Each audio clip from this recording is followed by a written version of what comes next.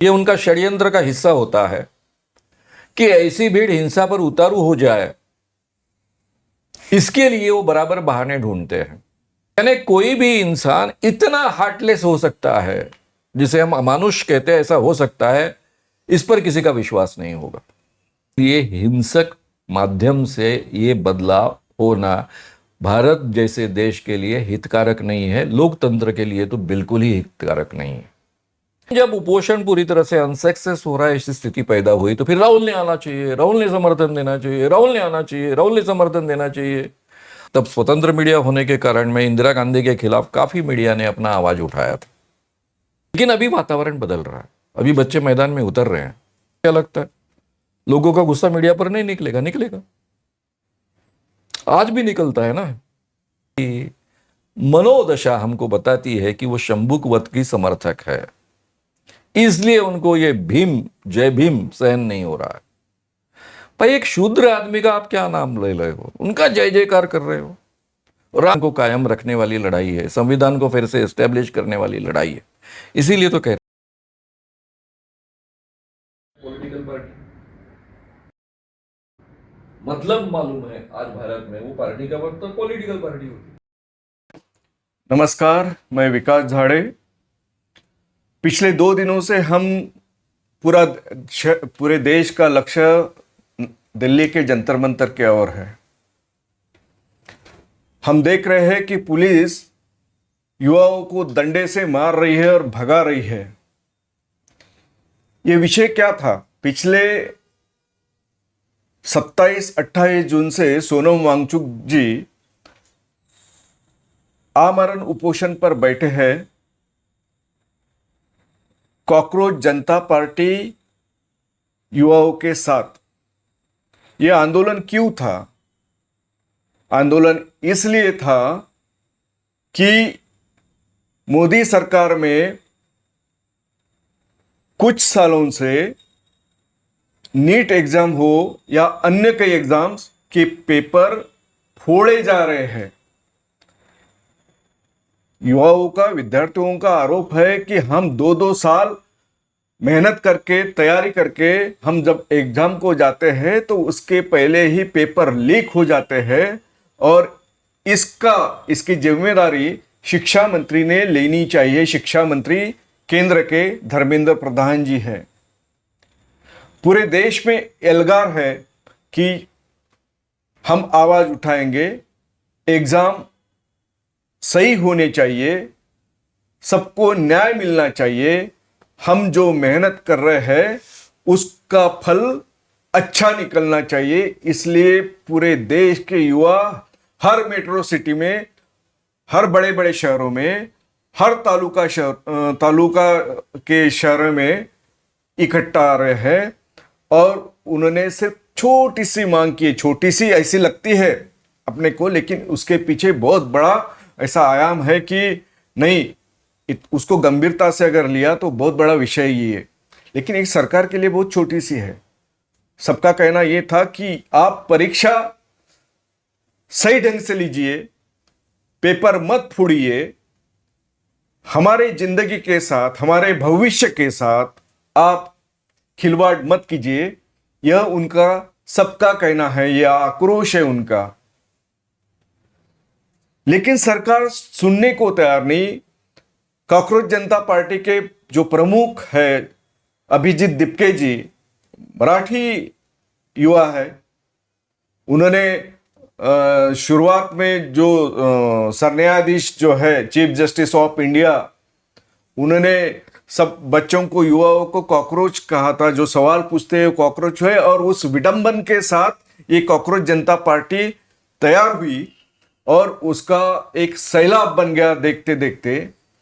और जनता पार्टी, ये कॉकरोच जनता पार्टी जंतर मंतर पर गांधी जी के अहिंसा के मार्ग पर चलते हुए उपोषण करने लगी। बस सरकार को विनती कर रही है कि हमें न्याय दीजिए, धर्मेंद्र प्रधान जी को हटाइए।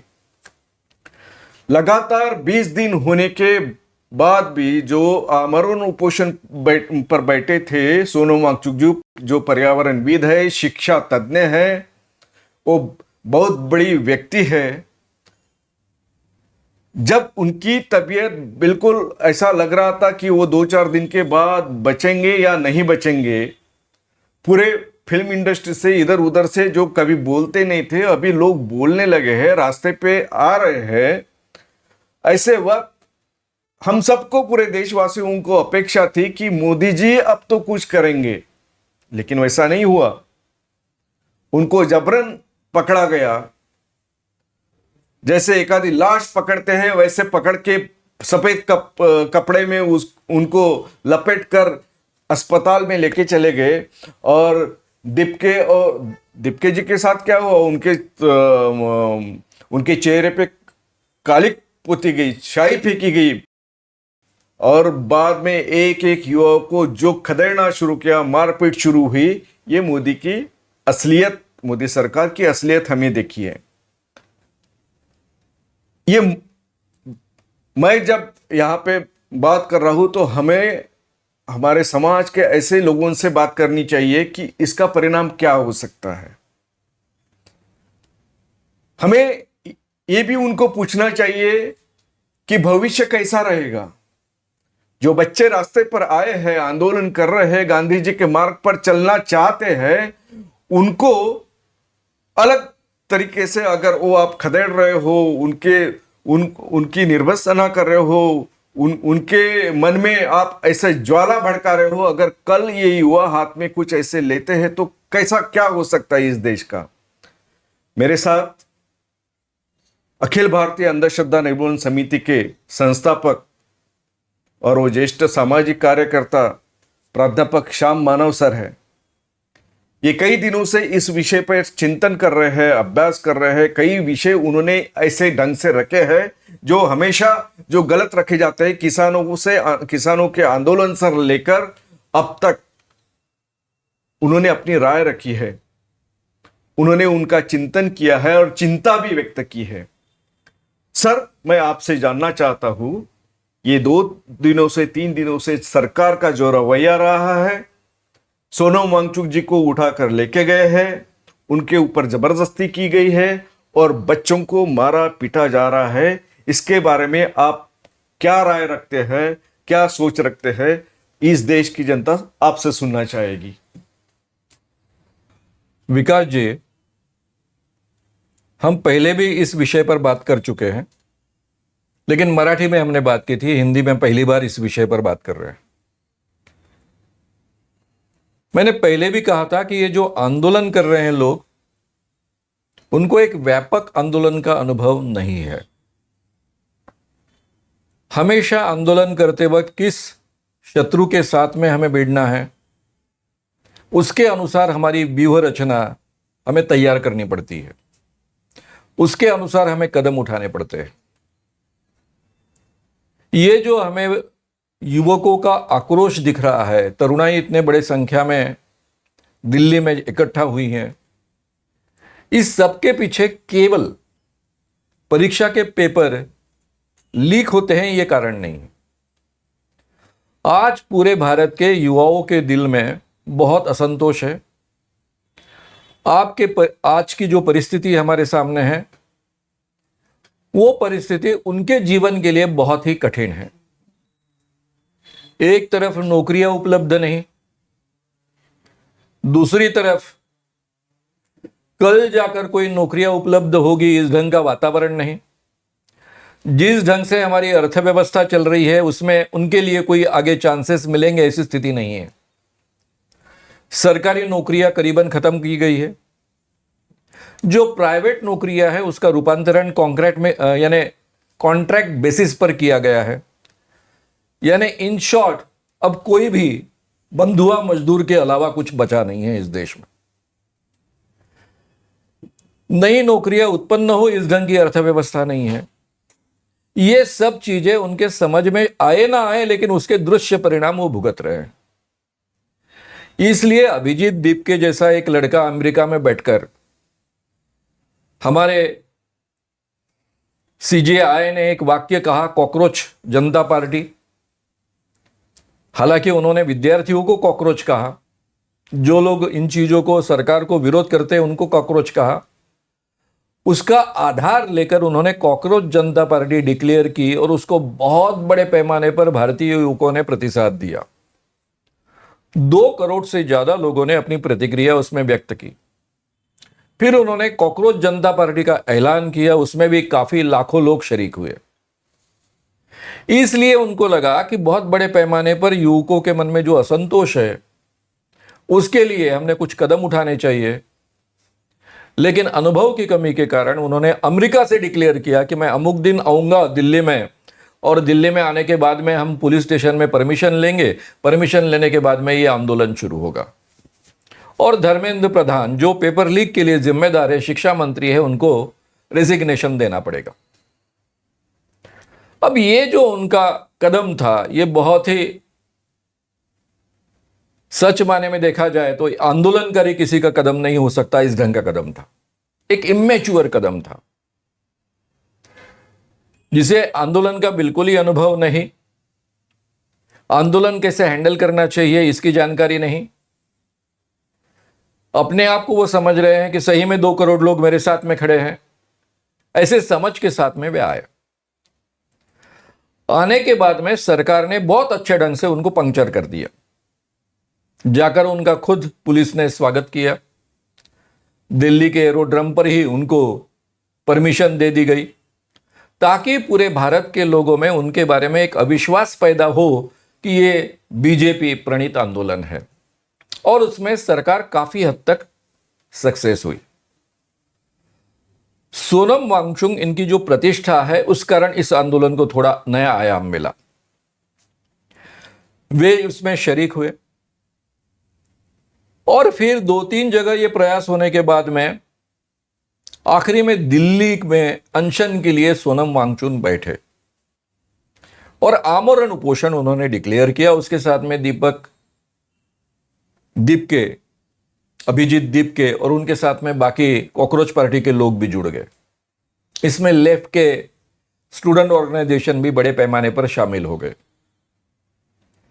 अब ये सब हुआ। अब इसमें से क्या निकलने वाला था? सबसे पहले पूरे भारत में इस चीज की क्रेडिबिलिटी बढ़ने के लिए जो आवश्यक चीजें हैं वो की गई नहीं है। दिक्कत ऐसी है कि सोनम वांगचुक ये बहुत ही प्रतिभाशाली व्यक्ति है, सामाजिक कार्यकर्ता है, शिक्षाविद है, आंदोलन भी करते आए हैं, लेकिन उन्हें मोदी जैसे व्यक्ति के साथ में, इस जैसे गवर्नमेंट के साथ में लड़ने का अनुभव नहीं है। और सही माने में देखा जाए तो इतने, जिसे हम डिक्टेटरशिप वाला व्यक्ति कहते हैं, जिसकी मनोधारणा, विचार करने की प्रक्रिया, बर्ताव करने की प्रक्रिया एक डिक्टेटर जैसी है, ऐसे व्यक्ति के सरकार के साथ में किस ढंग से हमने व्यूह रचना करनी चाहिए, इसका बहुत ज्यादा गहन विचार न करते हुए उन्होंने सीधा सीधा आमरण उपोषण जाहिर किया। तब मैंने कहा था, जो मराठी में हमने वीडियो किया उसमें, कि ये कदम जो है वो गलत तरीके से उठाया गया कदम है।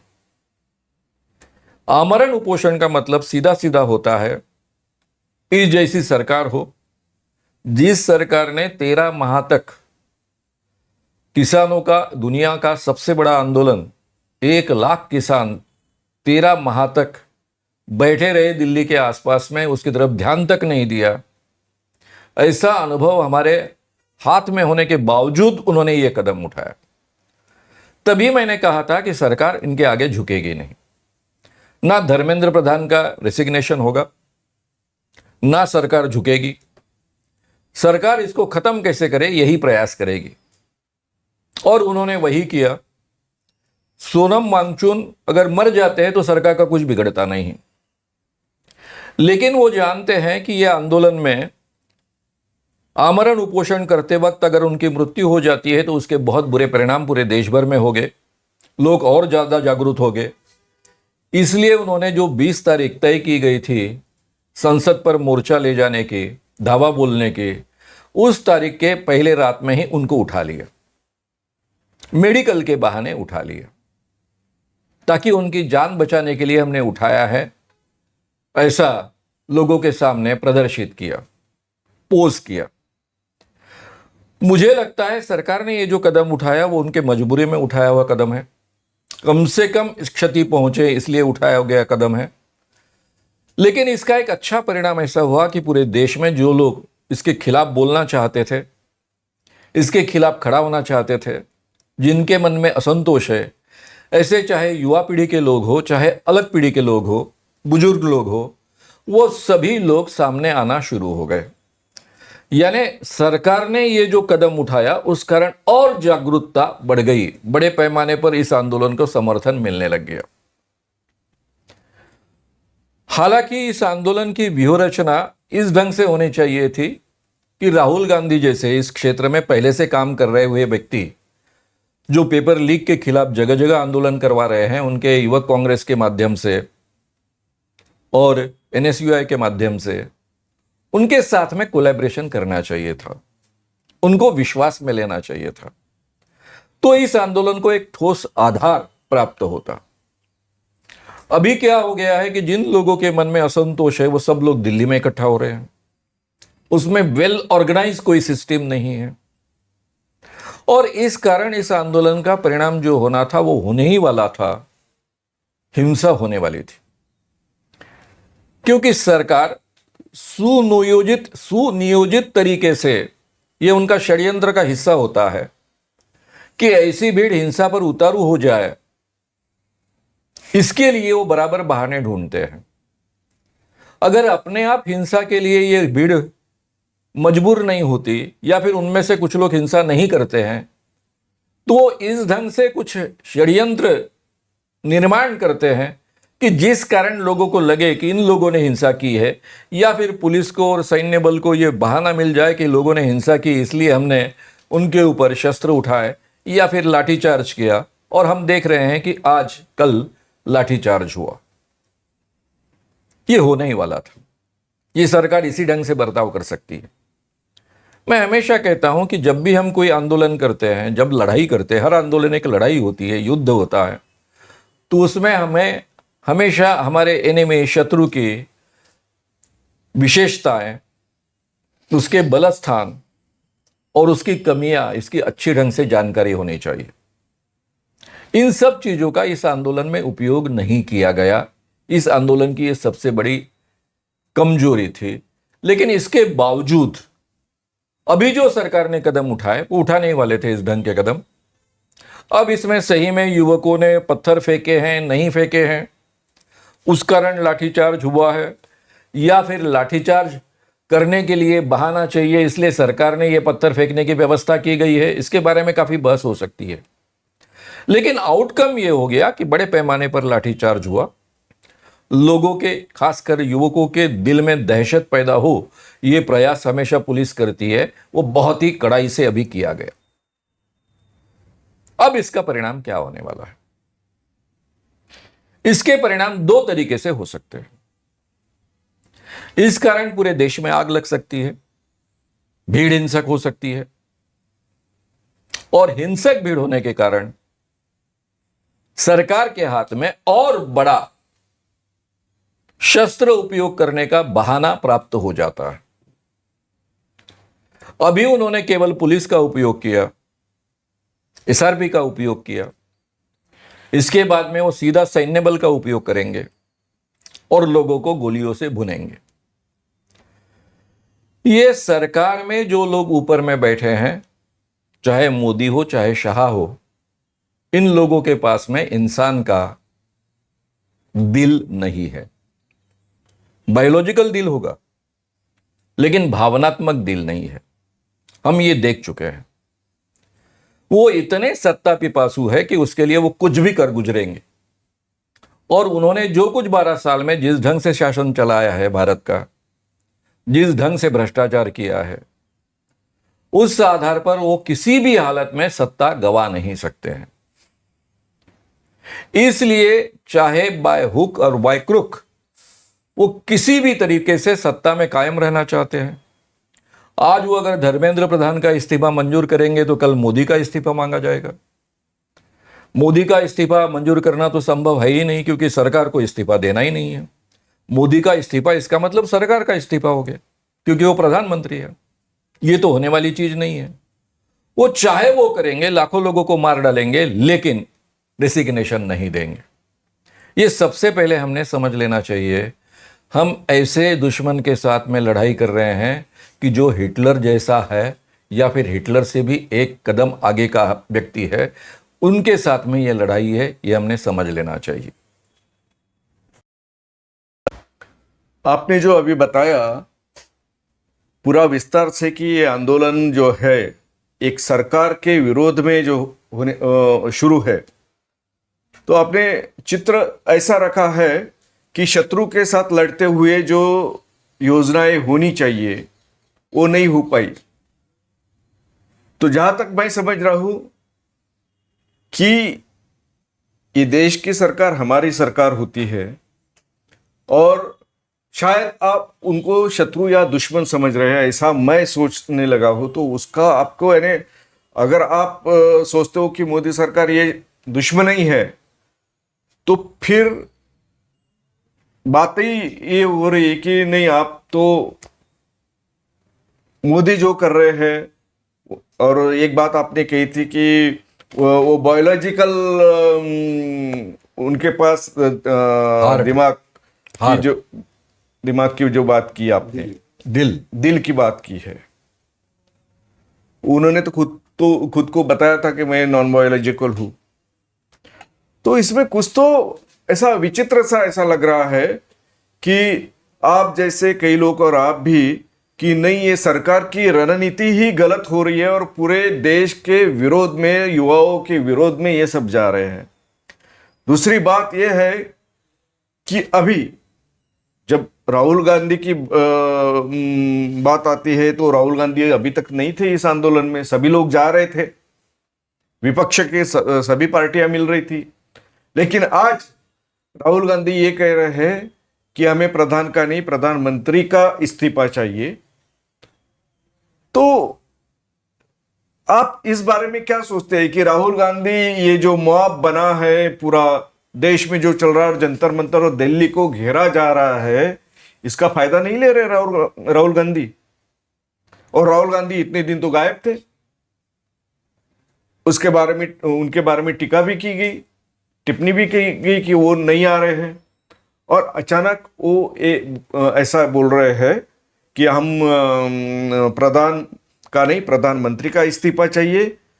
तो ये सब देखते हुए आप जैसे अलग अलग विचारधारा से आने वाले लोग भी अगर मोदी के अगेंस्ट में ये करते हैं, तो क्या ये सब राहुल गांधी हो या आप जैसे लोग हो, ये मोदी के खिलाफ यानी सरकार के खिलाफ जाकर अलग एक माहौल देश में तैयार हो रहा है, ऐसा आप लोगों को दिख रहा है? और इसमें जो बोलते नहीं, यात्रा में निकल पड़े हैं हम, तो ऐसा कुछ आप देख रहे हैं उसमें?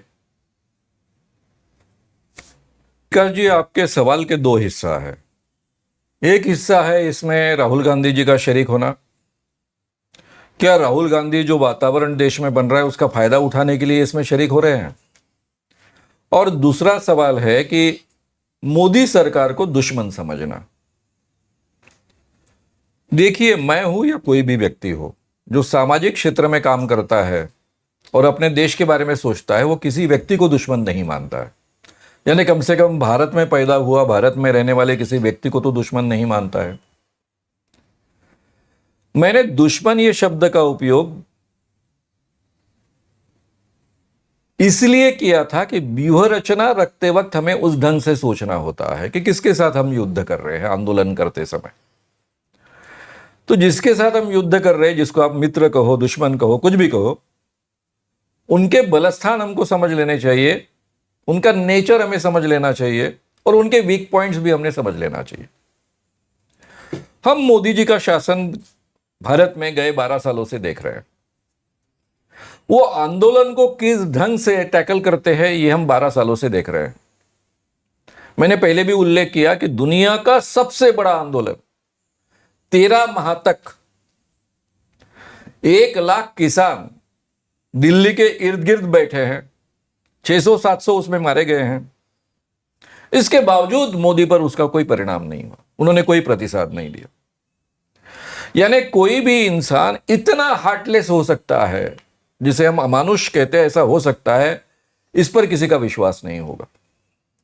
यानी सरकार की एक मजबूरी हो सकती है, लेकिन एक इंसान कर कर पंतप्रधान जी इस आंदोलन को मिले, उनके साथ में चर्चा करें, क्या इसमें से हल निकल सकता है, इसके लिए सोचे। ये तो करना हर व्यक्ति को संभव होता है, हर प्रधानमंत्री का यह कर्तव्य होता है, लेकिन इस कर्तव्य के बारे में भी वो मुकर गए थे। उल्टा उनके साथी ने उनको जब सवाल पूछा कि ये 600-700 किसान मर गए, तब उन्होंने कहा था कि क्या मेरे लिए मर गए क्या। तो इसलिए मैंने कहा कि ये जो व्यक्ति है, जो हमारे देश के प्रधानमंत्री है, उनको बायोलॉजिकल हार्ट है, लेकिन इंसान का हृदय जिसे कहते हैं, मन कहते हैं, हार्ट कहते हैं, वो उनके पास नहीं है, वो नदारत है। ये बहुत ही जिम्मेदारी के साथ में गए 12 सालों का उनका शासन देखने के बाद में कह रहे हैं। गुजरात में जो हिंदू मुस्लिम दंगे हुए थे, उसकी जो जानकारी हमारे पास उपलब्ध है, उसके आधार पर कह रहे हैं। तो हमें ऐसे व्यक्ति के शासन के साथ में ये लड़ाई करनी है, ये सबसे पहली महत्व की बात थी। अगर सोनम जी को ये लगता है या लगता था कि मैं उपोषण करूंगा, उसका सरकार पर दबाव आएगा और धर्मेंद्र प्रधान जी का रेजिग्नेशन हो जाएगा, तो ये असंभव सी चीज है, ये कभी भी संभव नहीं था। ये सबसे पहले हमने समझ लेना चाहिए।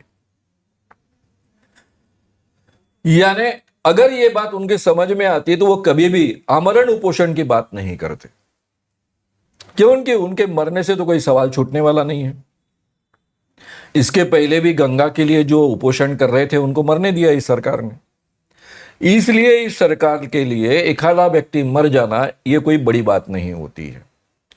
सवाल इतना ही होता है कि अगर सोनम जी मर जाते हैं उपोषण के दरमियान, तो उसका देश पर क्या प्रभाव होगा, देश में और क्या असंतोष भड़केगा, उसको और बड़े पैमाने पर आग लगने की संभावना है।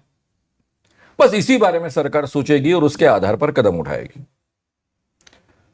इसीलिए उन्होंने उनको उपोषण से उठा लिया, ताकि वो मरे ना और लोग ज्यादा भड़के ना, युवा ज्यादा मैदान पर आए ना। ये उन्होंने खबरदारी ली थी। पहली बात ये हमने समझ लेनी चाहिए। ये बहुत लंबा चलने वाला आंदोलन है, ये 2-4 दिन में खत्म होने वाला आंदोलन नहीं है। और ये केवल पेपर लीक, धर्मेंद्र प्रधान का रिसिग्नेशन या मोदी का रिसिग्नेशन यहां तक सीमित नहीं है। ये लड़ाई है कि हमारे स्वतंत्रता आंदोलन से जिस ढंग का ये देश निर्माण हुआ, महात्मा गांधी 1920 से कांग्रेस में बहुत ज्यादा सक्रिय हुए, नागपुर अधिवेशन में वो अध्यक्ष बने।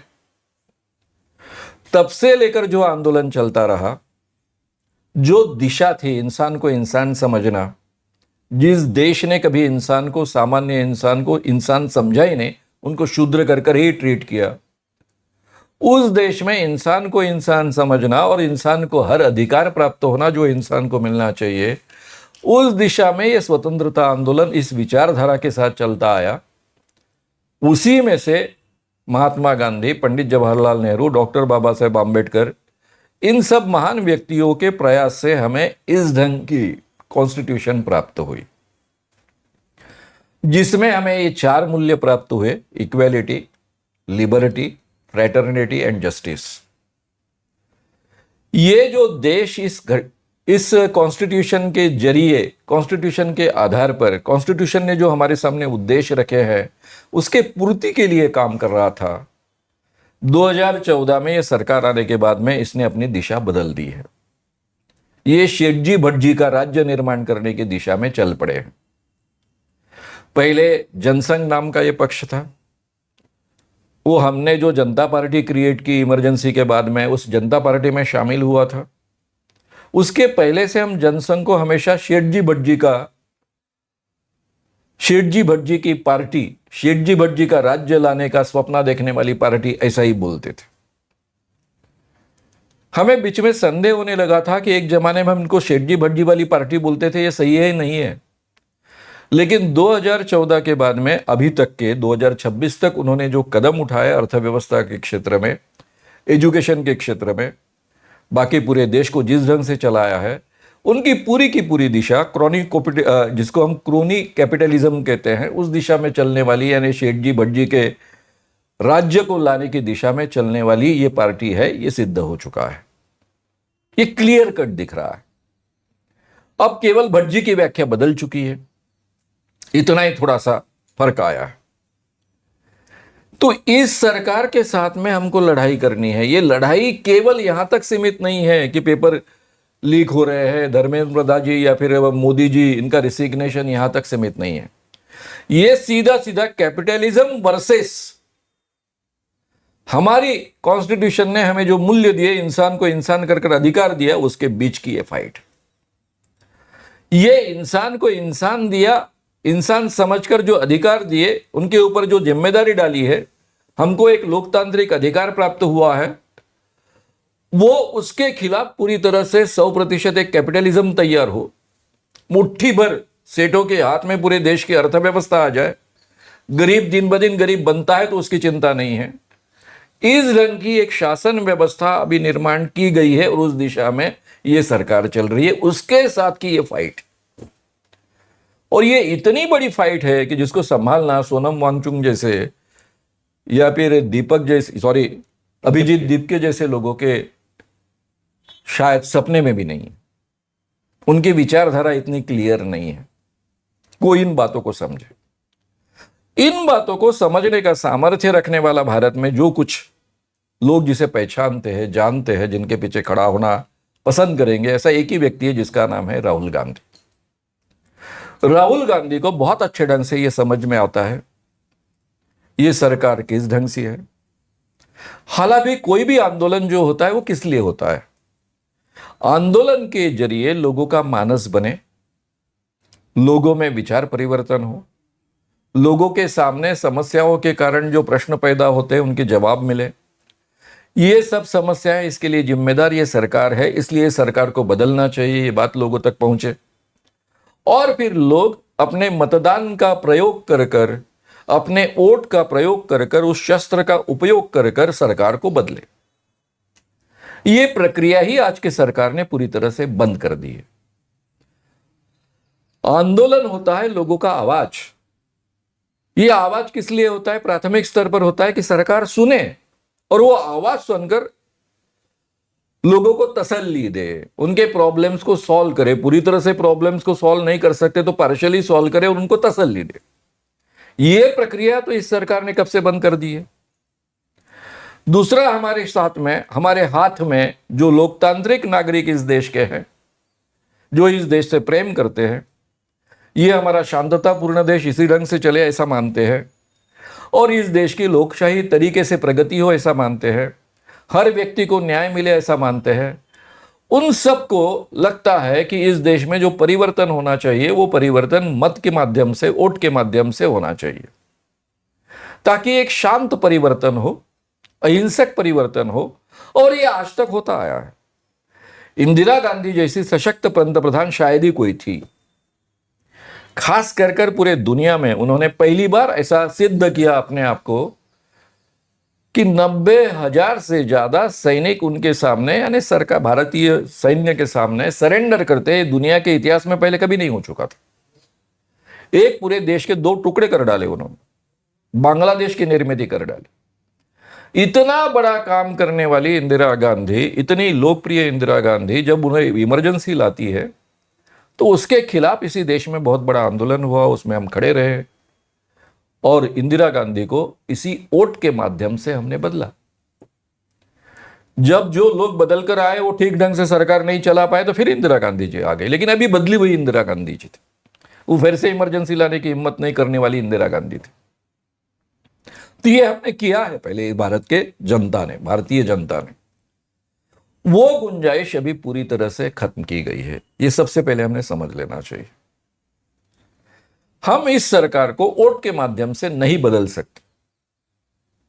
उन्होंने इस ढंग से पूरे वोट के माध्यम से चुन के आने वाली यंत्रणाएं जो होती है उनको खरीद लिया है, अपने कब्जे में कर लिया है। उसके बारे में हम कभी फिर विस्तार से बात करेंगे, पहले भी कई बार कर चुके हैं, अभी नहीं करूंगा। मैं इतना ही कहूंगा कि वोट के माध्यम से इस सरकार को हम बदल नहीं सकते, ऐसी स्थिति उन्होंने इस देश में पैदा की है। अब इस स्थिति में आंदोलन के जरिए ही सरकार को बदला जा सकता है और हमारे सामने दो पर्याय है। एक आंदोलन शांततापूर्ण हो, अहिंसक हो, जिसको सरकार बिल्कुल कीमत ही नहीं देती है, इसके बावजूद वो इतना बड़ा हो, इतना व्यापक हो कि सरकार को अपने आप को बदलना पड़े या फिर उनको देश छोड़कर भागने की आवश्यकता लगे, दो में से एक हो। यह अहिंसक आंदोलन के माध्यम से होना चाहिए और उसके लिए इसके बारे में स्पष्टता होने वाला, ऐसी विचारधारा रखने वाला, कॉन्स्टिट्यूशन पर अडिग विश्वास होने वाला, अटूट विश्वास होने वाला और किसी भी स्थिति में अपने मूल्यों के साथ में कॉम्प्रोमाइज न करने की क्षमता रखने वाला नेतृत्व हमें चाहिए। तब यह अहिंसक मार्ग से होने की गुंजाइश है। अगर हिंसक मार्ग से होता है, क्योंकि जब होता है कि इस ढंग का असंतोष फूटने लगता है, जगह जगह फूटता है, जैसा हमने दिल्ली में अभी देखा। मैंने पहले ही कहा कि ये जो हिंसक घटनाएं घटी वो लोगों के द्वारा घटी कि सरकार ने उनसे करवा लिया, इसके बारे में संदेह हो सकता है, लेकिन घटी। अगर यहां ऐसा एक नेतृत्व होता कि जिसका पूरा कंट्रोल होता, लोगों पर मानसिक कंट्रोल होता, तो शायद ये हिंसक घटना नहीं होती या फिर सरकार उसे कर नहीं पाती, लेकिन वो हो चुकी है। अगर हिंसक घटना होती है तो उसके जरिए दो चीजें होगी। जगह जगह हिंसक घटनाएं होती है तो सरकार के लिए अवसर प्राप्त होता है कि वो पुलिस के बजाय अभी सैन्य दल का उपयोग करे, और सैन्य दल का अगर उपयोग करते हैं तो एक पूरे देश में जो अराजक सदृश परिस्थिति निर्माण होगी, उस पर कंट्रोल करने वाली मिलिट्री ही आखिर में हावी हो जाएगी और फिर मिलिट्री खुद सोचेगी, जैसा बाकी देशों में हुआ, कि हम ही खुद ना सत्ता में क्यों ना आए, जो आज के देश में आज तक कभी मिलिट्री को सोच नहीं पाया था, कभी मिलिट्री ये सोच नहीं पाई थी वो चीज होगी। ये सबसे बड़ा डेंजर इस देश में। अगर मिलिट्री के माध्यम से भी ये पूरी तरह से टैकल ना हो तो हिंसक परिवर्तन के माध्यम से कैसा बदलाव होगा? उसके लिए एक ही तरीका हो सकता है कि मिलिट्री ऐसा डिसीजन ले कि हम इस सरकार को, जो पूरे जनता के खिलाफ है, उसके साथ में खड़े नहीं होंगे। वो अपने हाथ नीचे कर लेगी और सरकार को, जैसा बांग्लादेश में हुआ, शेख हसीना को बांग्लादेश छोड़कर भागना पड़ा क्योंकि वहां के मिलिट्री ने हाथ नीचे कर दिए थे कि इसके आगे हम लोगों पर हिंसा नहीं करेंगे, और फिर उसमें वहां सत्ता परिवर्तन हुआ। उस ढंग से मिलिट्री हाथ नीचे करेगी, हाथ खड़े कर देगी, एक्शन लेना बंद कर देगी और जनसामान्य पर कोई हिंसात्मक कार्रवाई करने के लिए अपने आप को नकार देगी, और उसके बाद में फिर सरकार को सरेंडर करना पड़ेगा या फिर देश छोड़कर भागना पड़ेगा सरकारी लोगों को, और फिर वहां पर अलग सत्ता आएगी। ये परिवर्तन हो सकता है, लेकिन फिर से यहां वही डर है कि मिलिट्री अगर कंट्रोल करती है तो वो भी फिर शासन में आ सकती है। यहां तो पूरी तरह से मिलिट्री के कारण ही शासन बदला है, तो इसलिए फिर वो कंट्रोल में आ सकती है और भारत में लोकतंत्र बचेगा नहीं बचेगा, ऐसी स्थिति निर्माण हो सकती है। और फिर देश में जो अराजक पैदा होगा पूरी तरह से, उस स्थिति में कोई भी लोकतांत्रिक प्रक्रिया यहां निर्माण करना और उसको अमल में लाना असंभव सा हो जाएगा। फिर मिलिट्री ही यहाँ शासन करेगी या फिर इस ढंग के हुकुमशाह इस देश में आगे चलकर शासन करने लग जाएंगे। इसलिए हिंसक माध्यम से ये बदलाव होना भारत जैसे देश के लिए हितकारक नहीं है, लोकतंत्र के लिए तो बिल्कुल ही हितकारक नहीं है। इसलिए अहिंसक मार्ग से बदलाव होना चाहिए और उसके लिए एक मैच्योर नेता की आवश्यकता है। और मुझे लगता है कि वहां राहुल गांधी ने जो प्रवेश किया और आज उन्होंने पंतप्रधान जी के घर के सामने आंदोलन शुरू कर दिया, और केवल धर्मेंद्र प्रधान की नहीं तो मोदी जी ने खुद इस्तीफा देना चाहिए डिमांड करनी शुरू की। ये एक इसकी बहुत अच्छी शुरुआत है, ऐसा मैं मानता हूं।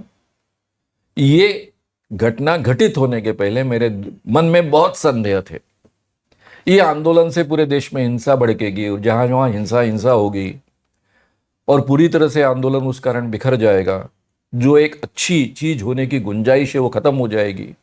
ये जो मेरे मन में डर था, वो डर काफी कम हो चुका है, पूरी तरह से खत्म नहीं हुआ है, लेकिन वो कम हो चुका है कि एक ऐसा नेतृत्व आ जाए कि जिसका शायद देश सुने और उस कारण अहिंसक मार्ग से ये बदलाव होने की दिशा में हम कदम उठा सके।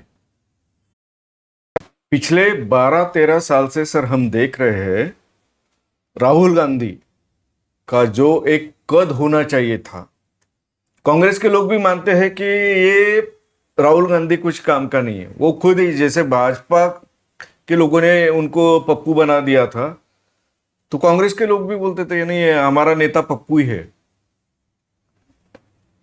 अब उनको अध्यक्ष बनाया गया, उसका रिजल्ट भी हमने देखा 2019 में। फिर वो बैकफुट पे आ गए।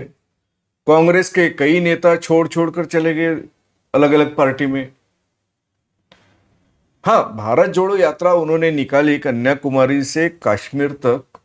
आप भी उसमें शरीक हुए थे कुछ दिनों के लिए। उससे थोड़ा बदलाव हुआ है, ये देखा गया। लेकिन आज भी लोग जो कहते हैं कि मोदी के सामने, मोदी को हराने वाला कोई बंदा अभी दिख नहीं रहा है। और आप अभी जैसे कहते कि नहीं, राहुल गांधी जब आए हैं इस आंदोलन में, उन्होंने जब प्रधानमंत्री का इस्तीफा होना चाहिए ऐसी बात जो कर रहे हैं वो, कि उनका जो ग्राफ देखते हैं तो कई लोग ऐसे निराश हो जाते हैं कि नहीं है, हमारे पास तो ऐसा विरोधी नेता है ही नहीं। तो आप राहुल गांधी को ये लड़ाई आगे लेके जाएंगे, मोदी की सरकार बदल पाएंगे, नई सरकार आ पाएगी। मोदी जितना जुल्म कर रहे हैं सभी इसमें, महंगाई से लेके पेट्रोल डीजल से लेके रोजी रोटी से लेके रोजगार से लेके विद्यार्थियों के प्रश्न से लेके सब तरफ भ्रष्टाचार ही भ्रष्टाचार और हाहाकार मचा हुआ है। तो क्या आपको अभी भी लगता है कि ये राहुल गांधी इसकी जो नींव है पूरा देश में बदलाव ला सकते हैं, इंदिरा जी के जैसे वो लड़ सकते हैं और ये कर सकते हैं? आप इतना पॉजिटिव हैं उनके बारे में? आपने पहले सवाल में पूछा था कि ये जो आंदोलन खड़ा हुआ कॉकरोच जनता पार्टी का, सोनम जी का, इस आंदोलन में जो अभी वातावरण तैयार हुआ उसमें राहुल गांधी कूद रहे हैं, वो या इस वातावरण का फायदा ले रहे हैं जो आंदोलन खड़ा हुआ उसका नेतृत्व करने का सपना लेकर, या फिर वो उद्देश्य से यहां शामिल हुए हैं? दूसरी तरफ आप कह रहे हो कि राहुल गांधी की योग्यता नहीं है, इसके बावजूद वो कैसे के बदलाव लाएंगे। देखिए, मैं आंदोलन इस विषय का एक अभ्यासक हूं। दुनिया भर में जो बदलाव के आंदोलन हुए उसका हमने एक जमाने में बहुत गहराई से अध्ययन किया था, क्योंकि हम इस देश में संपूर्ण क्रांति लाना चाहते थे। ये आंदोलन के परिणाम कैसे होते हैं, वो कैसे चलता है, उसके रिजल्ट कैसे आते हैं, इसके बारे में काफी अच्छे ढंग से जानकारी है। जयप्रकाश नारायण जी का आंदोलन हमने इस देश में बहुत नजदीक से देखा है, मैं उसका हिस्सा रहा हूं, शुरुआत से हिस्सा रहा हूं। यानी उस आंदोलन की, गुजरात आंदोलन से जब शुरुआत हुई, गुजरात के विद्यार्थियों का आंदोलन, वहां से जो शुरुआत हुई, वहां से लेकर तो जनता पार्टी का गठन होने तक का उसका मैं हिस्सा रहा। तब जयप्रकाश नारायण के बारे में भी कहा जाता था कि ये आदमी क्या है, इसमें क्या दम है, ये पॉलिटिकली अनसक्सेस आदमी है। कभी पंडित जवाहरलाल नेहरू जी के साथ में स्पर्धा करने की गुंजाइश रखने वाला ये आदमी उस योग्य नहीं था, इसलिए ना सत्ता में शामिल हो पाया। उन्होंने जो प्रजा समाजवादी पक्ष का निर्माण किया था, पार्टी का निर्माण किया था, ना वो ठीक ढंग से पूरे देश में फैला पाए। और ये सब छोड़ छाड़ के, पार्टी पॉलिटिक्स छोड़ छाड़ के वो सर्वोदय में आ गए और सर्वोदय का काम कर रहे हैं। इस आदमी ने क्या किया, इसके पीछे क्यों जनता खड़ी होगी?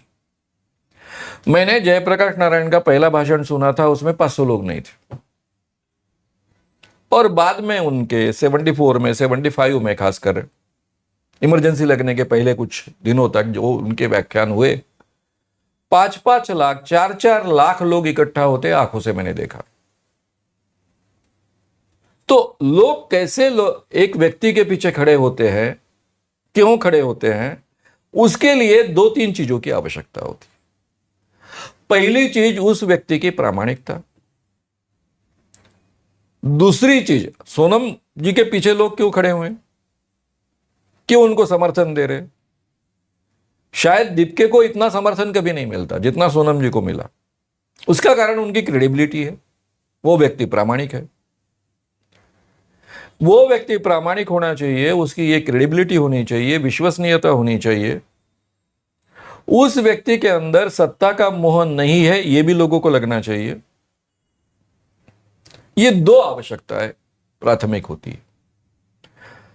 जयप्रकाश नारायण जी के बारे में वो थी, वो प्रामाणिक कर कर प्रसिद्ध थे, लोग उनको प्रामाणिक मानते थे। उनका आज तक का राजकीय जीवन उसी ढंग का था, सामाजिक जीवन भी उसी ढंग का था। वो विश्वसनीय व्यक्ति थे, क्रेडिबल थे, जो कहते थे वो करते थे। तीसरी खासियत उनके थी कि उनको सत्ता का मोह नहीं था। खुद पंडित जवाहरलाल नेहरू जी ने उनको मंत्रिमंडल में पाचारण किया था। जब उन्होंने मंत्रिमंडल के लिए नहीं कहा तो आगे का राष्ट्रपति के लिए उनको बोला था। दोनों चीजें उन्होंने नकार दी। प्रजा समाजवादी पार्टी उन्होंने निर्माण की क्योंकि उनके कुछ मतभेद थे उसके आधार पर। तो ये सब चीजें होगी तभी वो नेतृत्व पर लोग विश्वास रखेंगे। सोनम जी भी वो बन सकते थे, वो हमारा नेतृत्व बन सकते थे, लेकिन उनमें इतनी मैच्योरिटी नहीं है कि आंदोलन चला पाए। उनका जो पहला कदम था उसी पर से ये ध्यान में आ गया कि जिस सरकार के ऊपर साथ में हम लड़ाई कर रहे हैं वहां आमरण उपोषण करें और पूरे लोगों को, चाहे वो फिल्म लाइन में काम करने वाले लोग हो, सामाजिक क्षेत्र में काम करने वाले लोग हो, सब लोगों को ये कहना पड़े कि सोनम जी आपका जीवन मत आप गंवाइए, आप उपोषण को छोड़ दीजिए। यानी आंदोलन को समर्थन देने के बजाय ज्यादा पैमाने पर उनके पीछे जो लोग खड़े रहे कि उन्होंने उपोषण छोड़ देना चाहिए, उनकी जान बचनी चाहिए। यानी सरकार के मन में उनकी जान चले जाएगी, ये दहशत निर्माण होने का सवाल ही नहीं है, सबके मन में था।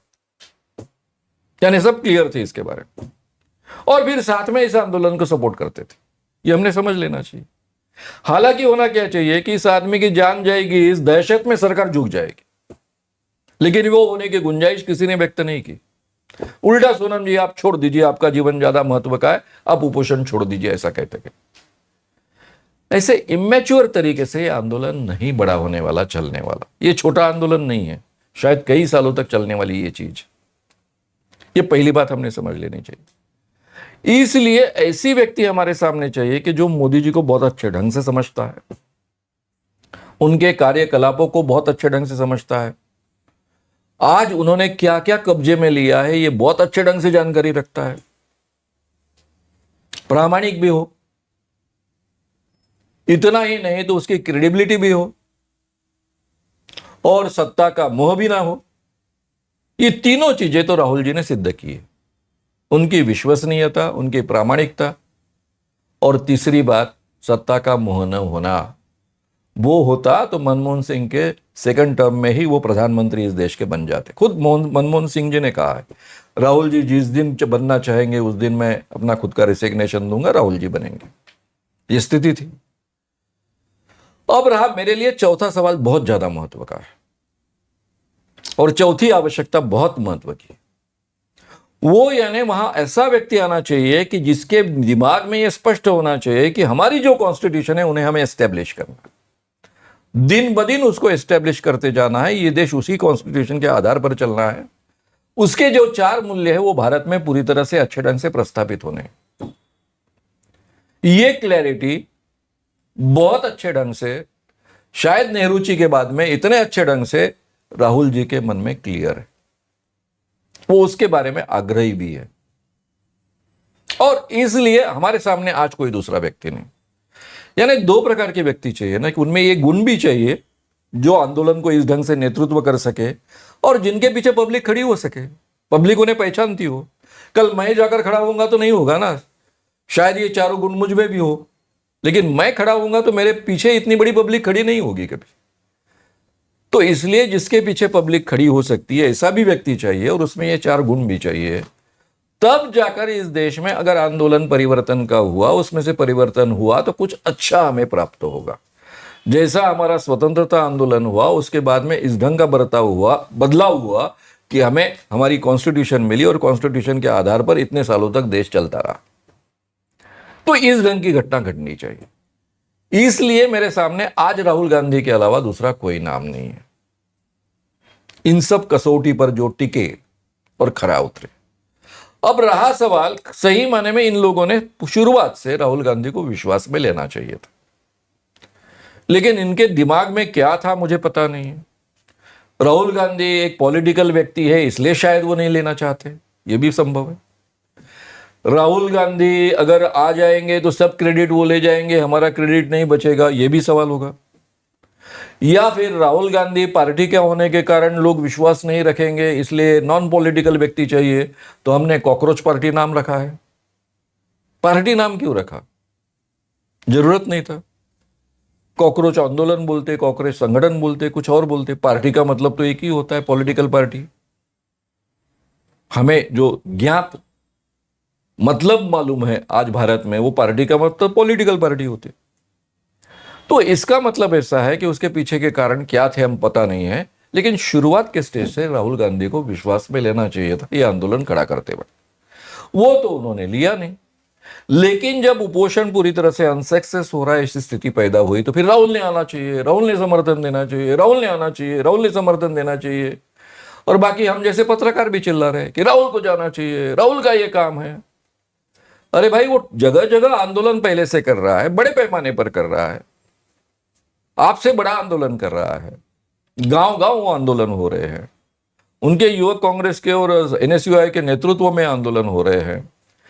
उसी विषय पर ये लोग आंदोलन कर रहे हैं, उस विषय पर आप आंदोलन खड़ा करते हो, उसके आधार पर धर्मेंद्र प्रधान जी का रेसिग्नेशन मांगते हो, लेकिन उनको विश्वास में नहीं लेते हो।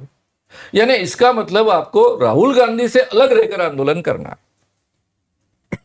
और सरकार भी वो चाहती थी राहुल गांधी को नलीफाई कर दे।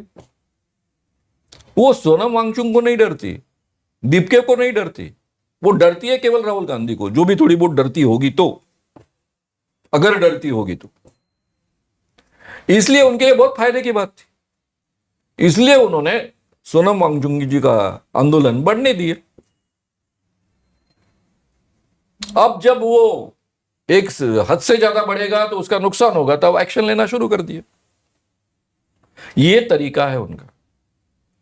अब इसमें एक अच्छी बात हो गई कि इन लोगों ने, मजबूरी में क्यों ना हो, मैं तो मजबूरी में कर रहा हूं, मजबूरी में क्यों ना हो कि राहुल गांधी जी ने आना चाहिए, समर्थन करना चाहिए, ऐसा बोला। राहुल गांधी जी ने समर्थन भी कर दिया।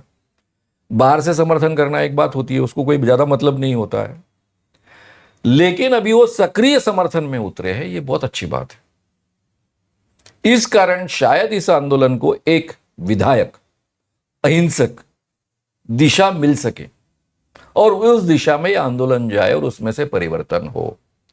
यह आंदोलन 2 दिन में, 4 दिन में होने वाला नहीं। 1-2 व्यक्ति के मरने से इसमें कोई सक्सेस प्राप्त होने वाली नहीं है। ये दीर्घकाल चलने वाला आंदोलन है, पूरे व्यवस्था परिवर्तन का यह आंदोलन है। शेठजी भटजी राज्य से फिर से कॉन्स्टिट्यूशन वाला लोकशाही तंत्र वापस लाने का इतना बड़ा यह आंदोलन है, और इसलिए ये दीर्घकाल चलने वाला आंदोलन, उसके बारे में पूरी तरह से क्लैरिटी रखने वाला ही व्यक्ति कर सकता है। और अहिंसक रखने के लिए उस व्यक्ति के शब्दों को क्रेडिबिलिटी चाहिए, वो आग्रह रखने वाला व्यक्ति चाहिए। आपने हिंसा की इसलिए मैं उपोषण करूंगा, महात्मा गांधी का प्रभाव पड़ता था। आपका ये इस ढंग का प्रभाव पड़ने वाला नहीं है। सरकार कौन सी है सामने, वो तो खुद हिंसा करवाती है, और ज्यादा हिंसा करवाएगी वो। उसके लिए अलग अलग षड्यंत्र का उपयोग करेंगे, फिर लोगों का अपने पर से कंट्रोल छूट जाएगा। कुछ बच्चे उसमें प्रभावित होते हैं। अब ये मनोवृत्ति होती है इंसान की, मैं 4 खाऊं तो 1 दे दूं।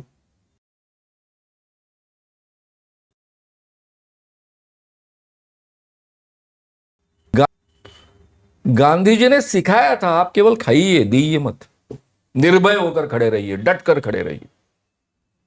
हम वो दृश्य देख सकते हैं पिक्चर में गांधी जी के। एंटनबरो का जो गांधी पिक्चर था, दांडी यात्रा के समय एक एक व्यक्ति आगे आता है, पुलिस उसको लठ मारती है, वो गिर जाता है, फिर दूसरा व्यक्ति आगे आता है, फिर तीसरी स्त्री आगे आती है, चौथा व्यक्ति आता है, पांचवी स्त्री आगे आती है, पुलिस लठ मारते हैं, वो गिरते रहते हैं। कितने समय मारेंगे? मारने वाले भी आखिर में इंसान होते हैं ना, वो पसीना पसीना हो जाते हैं, मारना उनके लिए असंभव हो जाता है। हमला चाहे जैसा भी होगा, हाथ हमारा नहीं उठेगा, ये हमको ये आंदोलन में सिखाया गया था पूरी तरह से। अब यहां इस ढंग से लोगों का प्रशिक्षण न किए हुए युवक इसमें शामिल है, बड़े पैमाने पे गांव गांव में शामिल है, जो हिंसा को उत्तेजन दे सकते हैं। चार खाएंगे तो एक मारेंगे उल्टा।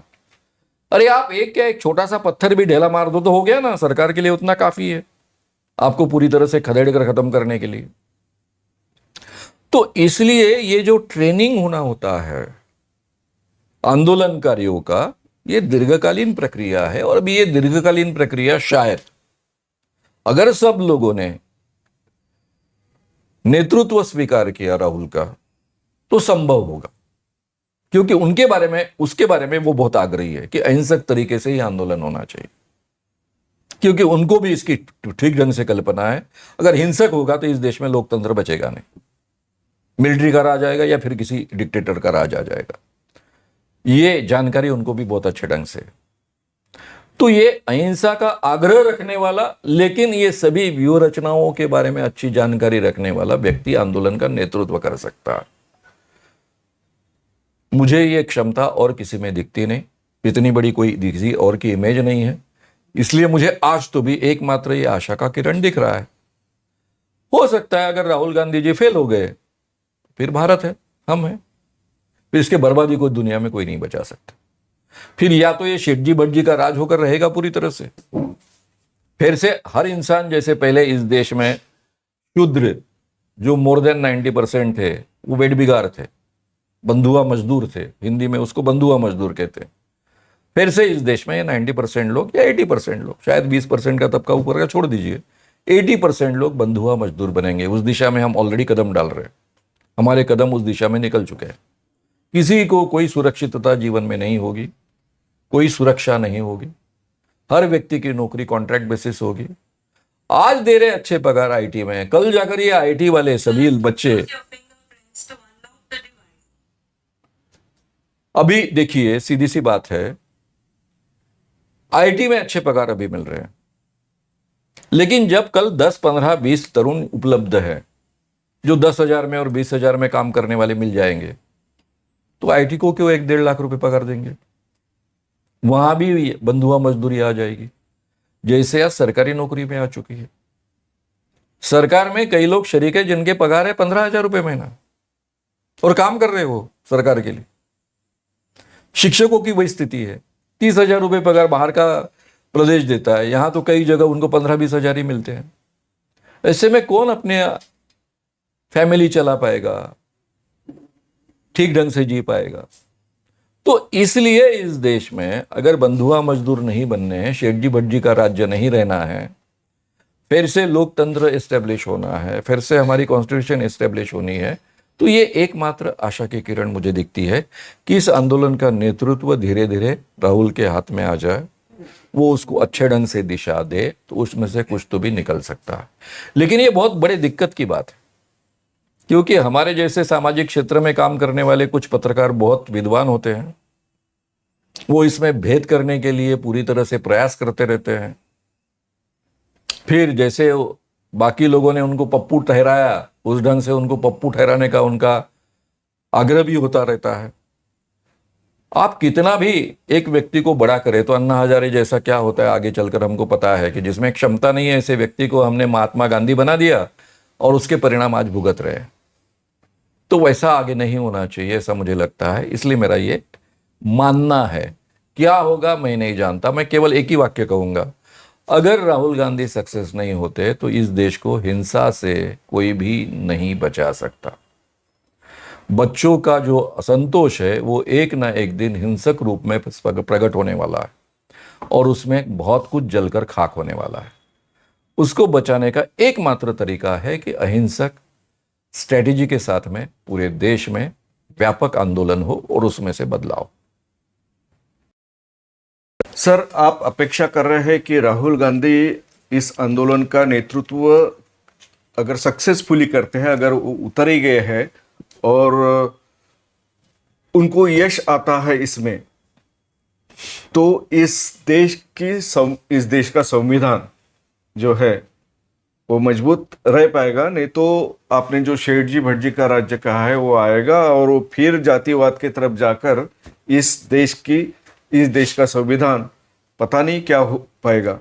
या जंतर मंतर की जो बात मैं जब कहता हूँ, तब पुलिस जब युवाओं को डंडे मार रहे थे, तब सोशल मीडिया में ऐसा आ रहा था, यानी बिल्कुल हृदय से ऐसा विचार लोगों के आ रहे थे कि देखो, बाप अपने बेटे को डंडे मार रहे हैं। यानी ये नीट की जब बात चलती है या कोई भी एग्जाम की बात चलती है, आपने कहा कि विषय एक ही नहीं है, लेकिन अगर हम परीक्षा की बात लेती तो परीक्षा में बैठेगा हमारा बेटा या हमारी बेटी और उनको पिटा जा रहा है, तो पुलिसों का जो सुरक्षा कर्मी उनके बेटे भी वहां पे एग्जाम दे रहे हैं, वो बेटा या बेटी यानी पुलिसकर्मी अपने बच्चों को डंडे से मार रहे हैं, ऐसा इतिहास में कहा जाएगा। ये कौन दिखा रहे हैं? सिर्फ सोशल मीडिया दिखा रहा है। लेकिन जब आप संविधान की बात करते हैं, राहुल गांधी जी ये कर सकते हैं ऐसी आप आशा रखते हो, लेकिन इसके लिए ये लोगों के पास पहुंचने की जो ताकत रखते हैं मीडिया, अगर मीडिया ही साथ में नहीं है, मीडिया के माध्यम से कुछ गलत सलत खबरें आ रही है, यानी सरकार के फेवर से खबरें आ रही है, उसमें ये नहीं बताया जा रहा है कोई भी नेशनल मीडिया में कि पिता अपने बेटे को पीट रहा है करके, लेकिन सोशल मीडिया के माध्यम से जाएंगे वो तो लिमिटेड एक हो जाएगा। तो तब भी हम और तब भी आप कैसा ये कर सकते कि उसके लिए तो ताकत चाहिए, और पूरा का पूरा मीडिया ही अगर बदल गया तो कैसा होगा? क्या आपको नहीं लगता है कि ये आंदोलन मीडिया के जो नोएडा में सब मीडिया हाउसेस है वहां पे भी पूरे लोग जाकर शुरुआत वहां से हो सकती है? क्योंकि ये चल रहा है कि जंतर मंतर में टूटी हुई गाड़ियां भी लाई गई है, ट्रक से भरे हुए पत्थर भी लाए हैं। वो किसने लाए हैं? सरकार ने लाए हैं या इन बच्चों ने लाए हैं? अगर उद्रेक होता है तो कुछ भी हो सकता है। तो ये संवेदनशील बात है, इसमें आप क्या सोचते हुए और कैसा रुख ले सकता है? और मीडिया अगर ऐसा हमें कुछ दिखाता ही नहीं है तो हम कैसे पहुंचेंगे वहां तक? मीडिया का बहुत अच्छा हिस्सा रहा और आंदोलन सक्सेस हुआ, वो एकमात्र उदाहरण मुझे मालूम,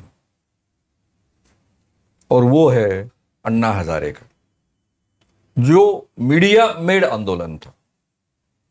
पेपर टाइगर हमने खड़ा कर दिया था सच्चा टाइगर बताने के लिए।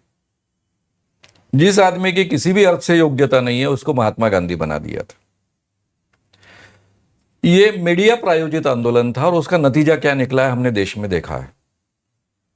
लेकिन जो भी दुनिया में क्रांतियां हुई है, आंदोलन हुए हैं, उसको कभी मीडिया ने सपोर्ट नहीं किया। जनरली मीडिया हमेशा कैपिटलिस्ट लोगों के साथ में खड़ा होता है, उनके ही हाथ में जो होता है। अभी दो उदाहरण हमारे भारत के देखेंगे। स्वतंत्रता आंदोलन लो आप।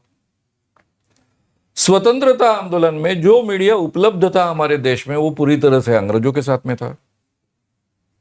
फिर छोटे छोटे पत्र निकलते थे। गांधी जी का हरिजन चलता था, यानी हर व्यक्ति ने, नेहरू जी, गांधी जी, हर व्यक्ति ने अपने अपने पत्र निकाले थे, यानी वृत्त पत्र निकाले थे, साप्ताहिक निकलते थे, उसके माध्यम से पहुंचते थे। वो कितने लोगों तक पहुंचेंगे? और तब साक्षरता कितनी थी हमारे देश में? कितने लोग पढ़ सकते थे? लेकिन लाखों की तादाद में लोग खड़े हो गए। आंदोलन लोगों के मुंह से लोगों तक पहुंचता है, मीडिया के माध्यम से केवल पहुंचता नहीं है। वो एक जरिया है। उसका परिणाम क्या हुआ हमने ऑलरेडी देख लिया है कि पेपर टाइगर जब खड़े होते हैं उसके माध्यम से, तो उसके परिणाम क्या होते हैं। दूसरा जयप्रकाश नारायण का आंदोलन का समय है। तब मीडिया था, मीडिया ने काफी, तब स्वतंत्र मीडिया होने के कारण में इंदिरा गांधी के खिलाफ काफी मीडिया ने अपना आवाज उठाया था। यानी जितना सरकार की ओर से बोलने वाला मीडिया था उतना ही मीडिया अपोज में था, क्योंकि तब दूरदर्शन और रेडियो तो पूरी तरह से सरकारी थे, वो मीडिया का तो उपयोग होना संभव नहीं था। प्रिंट मीडिया में आधे आधे लोग बढ़ चुके थे। लेकिन लोग कितने पढ़ते थे, साक्षरता कितनी थी 1975 में? इसके बावजूद इतने बड़े पैमाने पर लोग उस आंदोलन में जुड़े भी, और जुड़ने के साथ में उसका जो परिणाम वोट में हमें दिखाई दिया वो तो आया ना। ये अनपढ़ लोगों ने ही वोट दिए ना इंदिरा गांधी जी के खिलाफ में, और नई सरकार चुनकर आ गई, परिवर्तन हुआ। तो इसलिए मीडिया का हिस्सा न होते हुए भी आंदोलन सक्सेस होते हैं, और जो मीडिया का पूरी तरह से सहयोग न होने के बावजूद जो आंदोलन सक्सेस होते हैं वो ज्यादा सक्सेस होते हैं, ज्यादा दीर्घकालीन हो सकते हैं। लेकिन अभी 100% ऐसी बात नहीं है ना। प्रिंट मीडिया, इलेक्ट्रॉनिक्स मीडिया जो पूरी तरह से यहां के कैपिटलिस्ट के कब्जे में है, वो मीडिया तो आपको मदद नहीं करने वाली। इसलिए नहीं कि केवल वो मोदी भक्त है, इसलिए नहीं कि वो गोदी मीडिया है, इसलिए भी कि उनके जो मालिक है उनके खिलाफ ये आंदोलन जाने वाला है, ये उनको पता है। क्योंकि ये लोग फिर से क्या लाने वाले हैं, फिर से इस कॉन्स्टिट्यूशन जो भारत की है उसके आधार पर चलने वाला लोकतंत्र लाने वाले हैं, फिर ये लोक कल्याणकारी योजनाएं लाने वाले हैं, फिर आज जो बड़े पैमाने पर कैपिटलिस्ट के लिए वातावरण, पूरी तरह से सरकार का सहयोग उपलब्ध है, वो नहीं रहेगा इतने बड़े पैमाने पर, उन पर काफी बंधन आ जाएगी। तो इसलिए इस मीडिया के मालिक कभी भी इस आंदोलन को मदद करने वाले नहीं है। एक तो गोदी मीडिया इस कारण भी, और उनकी खुद के स्वार्थ उसमें निहित होने के कारण भी। लेकिन ये जो सोशल मीडिया है उसके माध्यम से लोगों तक बातें पहुंचती है। अभी इतने बड़े पैमाने पर मीडिया ने बहुत कम उसको जगह देने के बावजूद दिल्ली में इकट्ठा हुए जवान, गांव-गांव आंदोलन कर रहे हैं। हमारे उमरेड जैसे छोटे गांव में भी आंदोलन किया लोगों ने, हर जगह कर रहे हैं।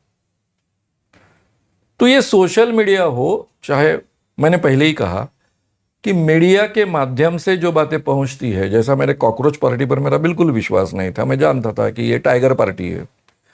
क्योंकि बच्चे एक लाइक करने के लिए और एक बटन दबाने के लिए तो तैयार रहते हैं, लेकिन मैदान में उतरने के लिए कितने तैयार रहेंगे? लेकिन अभी वातावरण बदल रहा है, अभी बच्चे मैदान में उतर रहे हैं, वो उसको सपोर्ट कर रहे हैं। ये बढ़ते जाएगा दिन ब दिन, क्योंकि ये सरकार तो दमन करने वाली है, ये उसको रिस्पॉन्स देकर डिफ्यूज नहीं करने वाली है। उनके अहम उसके आड़े आते। अगर मेरे जैसा थोड़ा सा अक्ल वाला प्रधानमंत्री होता तो धर्मेंद्र प्रधान का रेसिग्नेशन तुरंत ले लेता, पूरे आंदोलन को डिफ्यूज कर देता, वहां के वहां आंदोलन खत्म हो जाता, 2 दिन भी उपोषण नहीं करने देता। सब क्रेडिट सोनम वांगचुक को राहुल गांधी नलिफाई, 0। राहुल गांधी ने इतने आंदोलन किए लेकिन उसको कोई मतलब नहीं। सोनम वांगचुक के उपोषण के 2-3 दिन बाद एकदम से मान्य कर लेने, रेसिग्नेशन, क्या फर्क पड़ता है, दूसरी जगह देना उसको। पूरी तरह से आंदोलन डिफ्यूज, राहुल गांधी भी डिफ्यूज। लेकिन ये अपने इतने अहम में है कि ऐसे समझदारी के कदम उठाने की क्षमता उनमें बची नहीं है। तो ये अपना दमन चक्र तो चालू रखेंगे। मुझे केवल डर है कि इनके दमन चक्र के कारण हिंसा को ज्यादा बढ़ावा ना मिले, क्योंकि हिंसा के माध्यम से अगर पूरे देश में उद्रेक होना शुरू हो जाएगा तो उसमें से कोई भी अच्छा परिवर्तन संभव नहीं। उसके बारे में मैं पहले ही बात कर चुका हूं। इसलिए शांततापूर्ण तरीके से, या कम से कम अहिंसक तरीके से यह आंदोलन चले और ऐसी परिस्थिति पूरे देश में निर्माण हो कि इस सरकार को अपनी जगह रहना मुश्किल हो जाए और वो छोड़कर भागे। जब हिंसक आंदोलन हो जाएगा तो मीडिया वाले कहां रहेंगे? आपको क्या लगता है? लोगों का गुस्सा मीडिया पर नहीं निकलेगा? निकलेगा, आज भी निकलता है ना। जब कोई हमेशा टीवी पर दिखने वाले जो चेहरे होते हैं वो लोगों में जाते हैं तो उनको कैसा बर्ताव लोग उनके साथ में करते हैं आज पता है हमको। कल नोएडा में घुसेंगे, पूरी तरह से जला डालेंगे, मारेंगे। हिंसक भीड़ को संभालना असंभव होता है, उनका गुस्सा कहाँ फूटेगा इसकी कोई गारंटी नहीं होती। अगर इस देश में हिंसक आंदोलन हुए तो जहां जहां बीजेपी वाले हैं, जो जो बीजेपी के एमएलएज है, जो जो बीजेपी के एमपीज है, वो सुरक्षित नहीं रहेंगे इस देश में। केवल मंत्री जाएंगे, यहां तक नहीं, लोग उन पर गुस्सा निकालेंगे, लेकिन उसमें से निकलेगा क्या? ये भाग जाएंगे। इनमें से जिनमें क्षमता है देश के बाहर भागने की और बाहर में व्यवस्था कर कर रखी है पहले से और कर कर रखी है, वो भाग जाएंगे। लेकिन हर व्यक्ति तो भागेगा नहीं ना, वो गुस्से का शिकार होगा, वो मारा जाएगा या फिर उसके घर जलाए जाएंगे। लेकिन उसमें से साध्य क्या होगा? लोगों का गुस्सा केवल प्रकट होगा, लेकिन उसमें से कुछ भी अच्छा नहीं होगा। इसलिए अहिंसक तरीके के अलावा कोई भी परिवर्तन अगर इस देश में होता है तो उसमें से हमें जो चाहिए वो हमें प्राप्त नहीं होने वाला है। ये भान रहने वाला जो व्यक्ति है वही इसका नेतृत्व बहुत अच्छे ढंग से कर सकता है। सोनम जी अहिंसा के बारे में बहुत आग्रही है, लेकिन बाकी व्यूह रचनाएं और बाकी सब चीजों के बारे में आई एम डाउटफुल। इसलिए मैं उनसे यह आशा रखना मेरे लिए संभव नहीं हो रहा। इस आंदोलन में कई सारे युवा आए हैं और कुछ पिता भी, उनके जो बच्चों के माता पिता भी आए हैं कि हमारे बच्चों के भविष्य का क्या होगा, क्योंकि उन्होंने परीक्षा की बात की थी इस आंदोलन के कॉकरोच जनता पार्टी के माध्यम से कि नीट के एग्जाम से और कई एग्जाम्स रद्द हो रहे, बच्चे सुसाइड कर रहे हैं। लेकिन इसमें ऐसा देखा गया, एक महिला ने अपनी भावनाएं व्यक्त की कि 2 दिन से मैं आ रही हूं और यहां पे बात इस तरह से नहीं हो रही है। वहां पे जय भीम के नारे लगाए जा रहे हैं, यहां पे भगवान राम को बदनाम किया जा रहा है। पर उस महिला का नाम कुछ त्रेहान वगैरह सरनेम है उसका, उसने शाही लेकर अभिजीत दिपके के चेहरे पे कालिक पोत दी उसने, और बाद में रोते रोते उसने कई चैनल्स को बताया कि मैंने ये क्यों किया, क्योंकि मेरे बच्चे भी पढ़ रहे हैं। और लेकिन इस परीक्षा की बात यहाँ पे नहीं हो रही है और यहाँ पे हमारे भावनाओं से खिलवाड़ कर रहे हैं। हमारे भगवान के बारे में बोला जा रहा है, जो कामरा ने कहा था। और इसमें जय भीम के नारे लगाए जाते हैं, जो हमने डॉक्टर बाबा साहब आंबेडकर को एक जाति व्यवस्था में बंद कर दिया है। और वो महिलाओं की भावनाएं जब सुनते हैं तो ऐसा लगता है कि अगर ये तो अलग तरह वे पे ये जा रहा है आंदोलन। आपको नहीं लगता कि इसमें ऐसी बातें नहीं होनी चाहिए? अभी ये जो आंदोलन है कॉकरोच जनता पार्टी का, उसमें ये भी आक्षेप आया है कि भाई लड़के, एक तरफ तो सोनम जी का उपोषण चल रहा है, आमरण उपोषण शुरू है, बाकी लड़के 3-3 बार खाते हैं, डांस करते हैं, गप्पे हाँकते हैं, आइसक्रीम खाते हैं। तो लोगों को थोड़ा आंदोलन के जगह पर एकदम अलग वातावरण दिखना चाहिए, ऐसा उनको लगता है। लेकिन ये बच्चों का आंदोलन है ना, युवकों का आंदोलन है। अगर कोई व्यक्ति कुपोषण कर रहा है तो इसका मतलब बाकी लोगों ने खाना नहीं खाना ही है क्या? आप अपेक्षा करोगे कि सबके सामने नहीं खाना चाहिए, उसके सामने नहीं खाना चाहिए, इतनी अपेक्षा करोगे? वो कोई सोनम जी के आगे तो नहीं खा रहे थे, वो गाना बोल रहे हैं। भाई गाना अलग अलग ढंग का होता है। आप फिल्मों का गाना गा रहे हो, आप आनंद के लिए गाना गा रहे हो, और आप कोई सामाजिक काम के लिए और क्रांति के लिए गाना गा रहे हो, तो ये अलग अलग प्रकार के गाने होते हैं। इसके आक्षेप कैसा हो सकता है इसके बारे में? कुछ लोगों को लग सकता है कि यहां एक गंभीर वातावरण हो क्योंकि एक आदमी उपोषण के लिए बैठा है और एकदम से आमरण उपोषण है। लेकिन अगर हल्का फुल्का वातावरण देखेगा तो बोलेंगे यहां पर पूरी तरह से गांभीर्य नहीं है, ये लोग इतने सीरियस नहीं है, आंदोलन के प्रति ये कमिटेड नहीं है।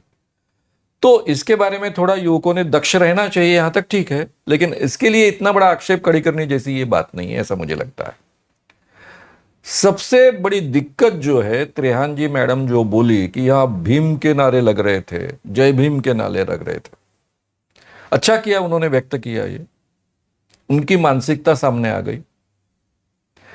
इस देश में जय भीम के नारे नहीं लगने चाहिए, राम के नारे लगने चाहिए, क्योंकि राम को तो सही मायने में इन्होंने खरीद लिया है बीजेपी वालों ने, क्योंकि वो आंदोलन उसी के आधार पर चला। उसी के आधार पर चलने वाला ये जो बीजेपी का आंदोलन रहा, राम जन्मभूमि का आंदोलन, उसी में से सत्ता में परिवर्तन हुआ, ऐसा उन लोगों में से कई लोगों को बहुत मन से लगता है, और हम भी जानते हैं कि इसका बहुत बड़ा हिस्सा उसमें रहा है।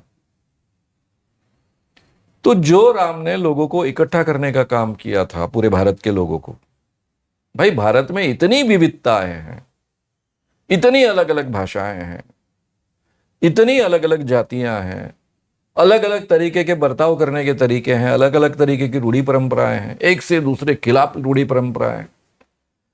यहां एक के साथ में एक ही बार में शादी हो सकती है, ये भी परंपरा है, और यहां एक व्यक्ति के कई लोगों के साथ में शादियां हो सकती है, ये भी परंपरा है। तो ये अलग अलग परंपराओं वाला देश जोड़ने का काम जो पहले किया, तो पहले कोई एक राष्ट्र था नहीं हिंदुस्तान कर अलग अलग राष्ट्र, इनको जोड़ने का काम किया है वो रामायण महाभारत ने किया, भारतीय कल्चर ने किया है। इस भारतीय कल्चर में बहुत बड़ा हिस्सा रहा है रामायण महाभारत का, दोनों का रहा। रामायण का थोड़ा ज्यादा रहा है क्योंकि वहां आदर्श पुरुष राम थे, लेकिन उसके साथ में दो घटनाएं भी हमेशा चर्चा की रही है। सीता जी का त्याग एक धोबी के कहने पर जो राम जी ने किया, और दूसरा शंभुक का वध, वो शूद्र आदमी था, तपस्या कर रहा था, इसलिए उसका वध कर दिया राम जी ने। ये दोनों चर्चाएं, ये दोनों घटनाएं बहुत चर्चा में रही है, उसके बारे में अलग अलग ढंग से विचार आगे रखते आए हैं लोग। तो ये भी तो इसी देश में चलता रहा ना। लेकिन इस देश में शूद्रों को महत्व नहीं होना चाहिए, उसका रिप्रेजेंटेशन। अगर ये लोग राम को मानते हैं तो गांधी जी का राम अलग है, इनका राम अलग है। गांधी जी तो कहते हैं कि मैं सनातनी व्यक्ति हूं, सनातनी हिंदू होने का मुझे गर्व है,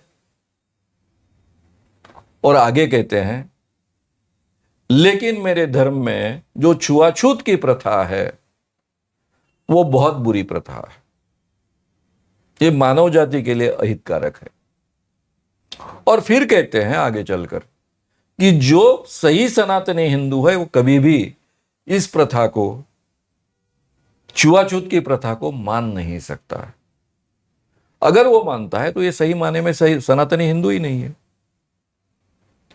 तो उन्होंने राम की, काफी लोगों ने अपने जीवन में राम की अलग व्याख्या की है।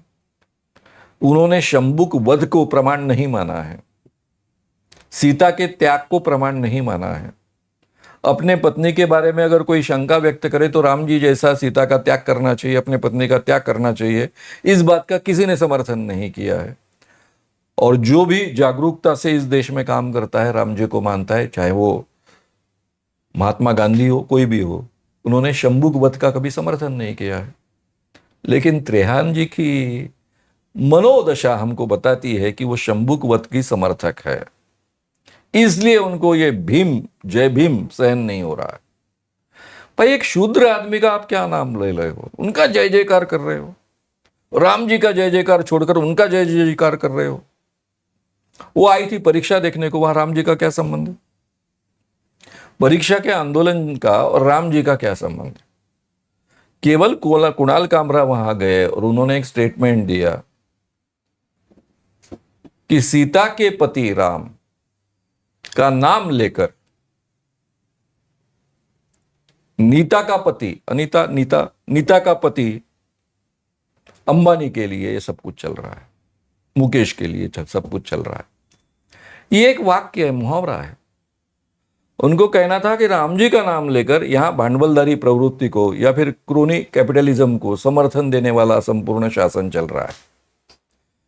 आया चुन के राम के नाम पर, लेकिन काम किसका कर रहा है? नेताजी के पति का काम कर रहा है।